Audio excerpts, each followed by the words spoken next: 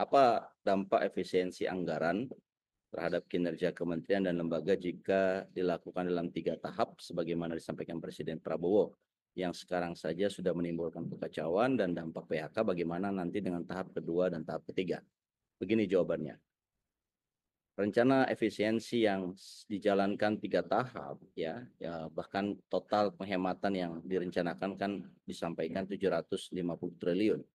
Dan tahap pertama ini akan dilakukan penghematan sekitar 300 triliun.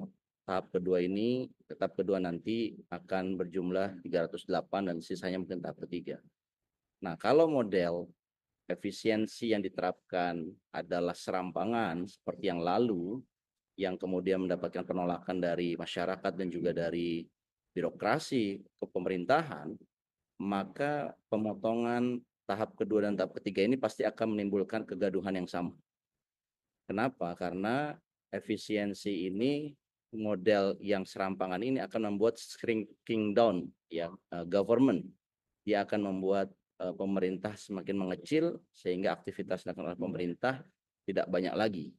Dan ini model yang seperti ini adalah sama seperti austerity policy yang terjadi di negara Eropa pasca krisis ekonomi 2008. Dan apa yang terjadi dengan negara-negara Eropa, mereka mengalami perlambatan pertumbuhan ekonomi. Nah, kalau ini dilakukan secara serampangan, ya 3 tahap dengan model yang sama, ya dipotong begitu saja tanpa melihat esensi dari pelayanan publiknya, maka ini akan menimbulkan ya pelambatan ekonomi yang serius. Dan saya kira ini ujungnya adalah ketidakpercayaan pemerintah, maksud saya ketidakpercayaan masyarakat kepada pemerintahnya, dan ini akan berdampak buruk bagi kredibilitas Pak Prabowo sendiri. Yang kedua adalah pertanyaan tentang positif dan negatif dari kebijakan efisiensi anggaran Arab Presiden Prabowo. Jadi kalau kita lihat, kalau modelnya masih serampangan, maka efisiensi ini tidak mencapai esensi yang diharapkan oleh Pak Prabowo, yaitu ingin memberikan layanan kepada masyarakat yang lebih baik. Dan kalau dilakukan dengan baik, maksudnya tidak secara serampangan, maka ini akan baik sekali buat kesehatan perekonomian dan keuangan dari pemerintah.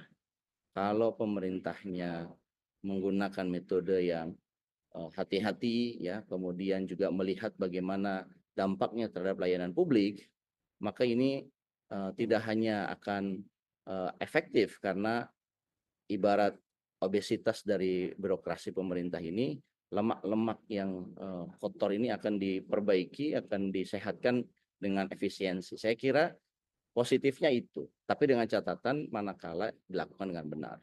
Tetapi apabila yang dilakukan serampangan, sembrono, tidak melihat bagaimana dampaknya terhadap layanan publik, maka ini akan menimbulkan, pertama adalah kesulitan buat masyarakat karena layanan publik akan terganggu. Yang kedua adalah juga pastinya perlambatan ekonomi. Bagaimanapun juga government spending atau belanja pemerintah itu penting ya untuk men-trigger pertumbuhan ekonomi, memicu aktor-aktor lain dalam ekonomi seperti katakanlah badan usaha, ya individu, untuk dia membantu mengembangkan ekonomi. Manakala pemerintah gagal untuk melakukan spending, apalagi kalau spendingnya tidak berkualitas, maka yang terjadi adalah perlambatan ekonomi akan terjadi dan ini akan menimbulkan resesi. Saya kira itu dampak negatifnya. Pertanyaan ketiga adalah bagaimana pengawasan untuk mengamankan anggaran yang sudah dipotong supaya tidak dikorupsi. Nah, persoalan korupsi ini memang persoalan yang kronis ya. Sampai saat ini kita mengalami satu angka indeks persepsi corruptions ya yang dirilis itu semakin mengkhawatirkan. Artinya semakin tahun ya Indonesia dikenal negara dengan tingkat korupsinya bukannya makin melemah tetapi makin meninggi. Dan saya kira dalam pengamanan anggaran APBN ini ya diperlukan usaha ekstra ya. Pertama adalah saya kira solusinya adalah mengaktifkan kembali atau reactivating dari KPK. KPK kita tahu selama beberapa tahun terakhir itu dikebiri ya dengan kebijakan bahwa setiap upaya penegakan hukum yang dilakukan oleh KPK itu harus melapor kepada eksekutif dan hal ini presiden. KPK tidak dibiarkan independen ya melihat berdasarkan hukum semata dan tidak tebang pilih ya, mau dia kelompok pemerintah ataupun kelompok yang lainnya, KPK seharusnya bisa berbuat adil begitu. Dan ya saya kira yang pertama itu reactivating KPK. Yang kedua saya kira juga pelibatan masyarakat ya, terutama dalam hal pelaporan. Jadi pemerintah harus punya satu mekanisme pelaporan yang terbuka di mana masyarakat bisa melaporkan aktivitas-aktivitas penggunaan anggaran yang sifatnya adalah pemborosan apalagi korupsi. Yang ketiga saya kira pelibatan masyarakat sipil. Masyarakat sipil ini terutama penggiat ya anti korupsi ini sebetulnya banyak.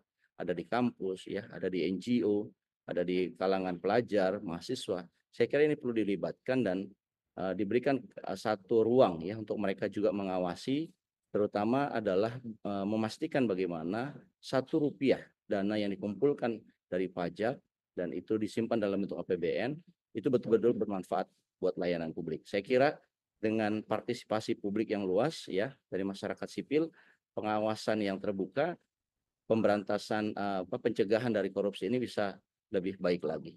Tapi kata kuncinya tadi harus ada itikat yang luar biasa, bukan sekedar bicara, tapi dibuktikan dari penguatan kembali Komisi Penegakan Korupsi Republik Indonesia.